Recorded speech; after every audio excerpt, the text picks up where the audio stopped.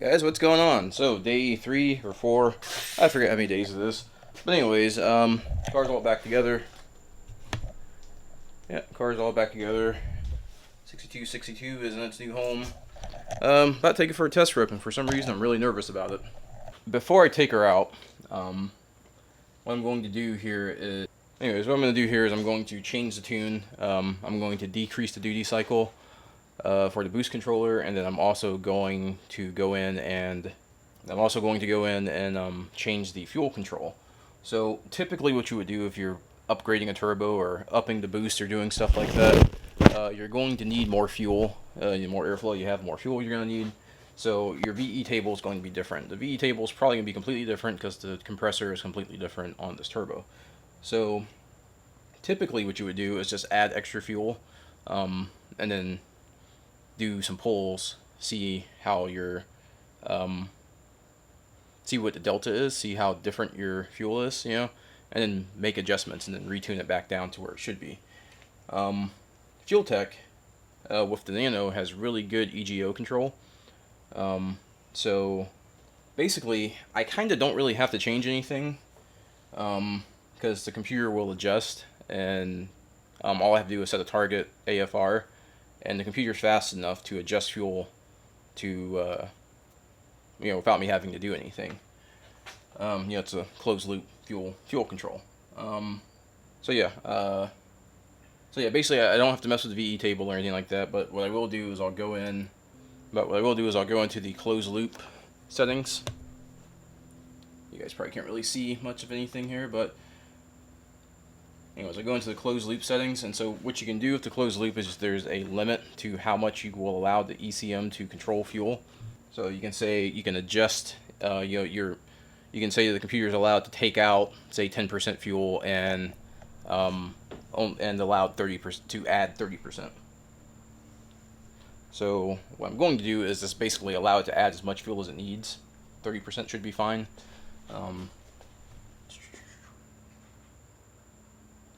Target table. So we got closed loop control limits. I'm already at 30%, so we're good. So yeah, what I'll do to retune the table is I'll let closed loop do its thing. I'll take a log, and then I can go into the Fuel Tech Viewer guy, I forget how it's called, the FT data logger, and then I can retune the table, automatically through that. But yeah, like I said, I'm just gonna let the ECU do its thing and take some duty out of the boost control. Almost forgot to do that. Right now it's set up for like 35 psi. I feel like 35 might be a little spicy with this turbo, so I'm going to set it to like 25 and see how that goes.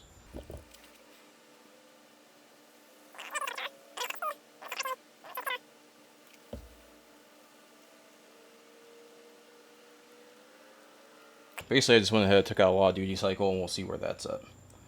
And I also set it to generic RPM base because it's easy. I can control. So basically, while I'm driving, I can change these settings from the front panel of the Fuel Tech unit, and it's just easier to do that when it's set up this way as opposed to by speed like it was set up. So I will go ahead and I will write this to ECU.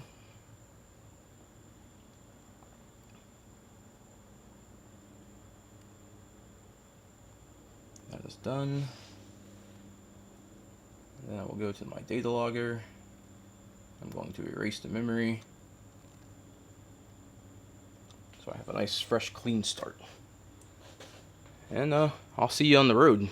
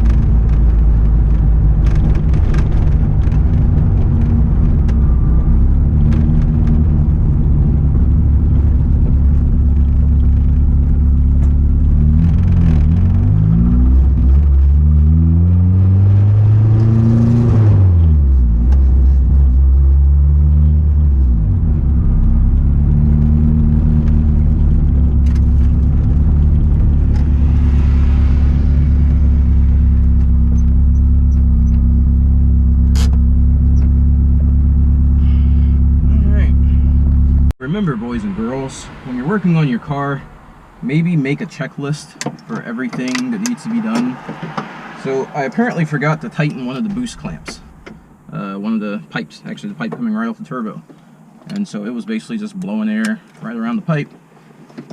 Still saw 11 PSI. But yeah, so maybe we'll get some better results on this go round.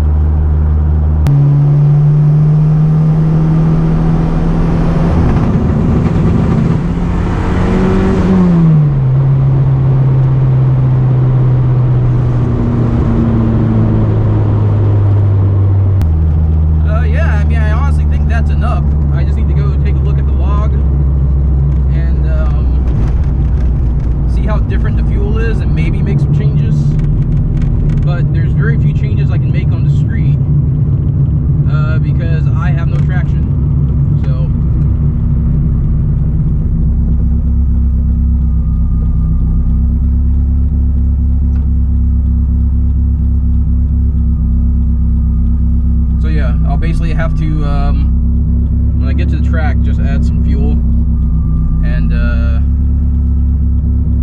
let the closed loop do its thing and tune it there, just tune it on the go, because I can't get a clean pull on the street without it spinning, and that's not really good data. So, but that was only like 25 PSI and it felt pretty serious, so like it pulled all the way to redline, like past redline. Alright, so that was successful, I guess. I didn't push it too hard. I turned the boost way down. It was only like 23 PSI. And I didn't even rev it out. It's so funny because I always do this. I could have swore I was full throttle. Like I knew I had the pedal all the way down. Apparently I wasn't. I was at like 80%. So yeah, I was at like 80% throttle. And I also could have swore that I revved it all the way out. And apparently... So this is the third and fourth gear pull I did. So yeah, it was only like 23 PSI. Spool's pretty quick. You know, it comes in. It didn't spool till about 6,000, but I didn't really put my foot down until about 5,000. So that makes sense. You know, fourth gear, you know, hit full boost at 5,200. So that's pretty good. Full boost being only 22. I don't know how it's going to respond when it's on 30 or 35. I don't know how quickly it'll get up to boost. This may get pushed back quite a bit further, but 20 PSI by 5,000 is pretty decent.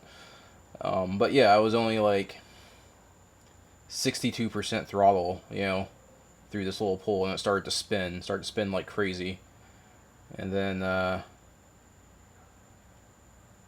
shifted, even though it spun. And same thing, once I got into boost in fourth gear, it dragged me across the road, and so I kind of got out of it. So I'm going to have to tune this in at the track where I have traction.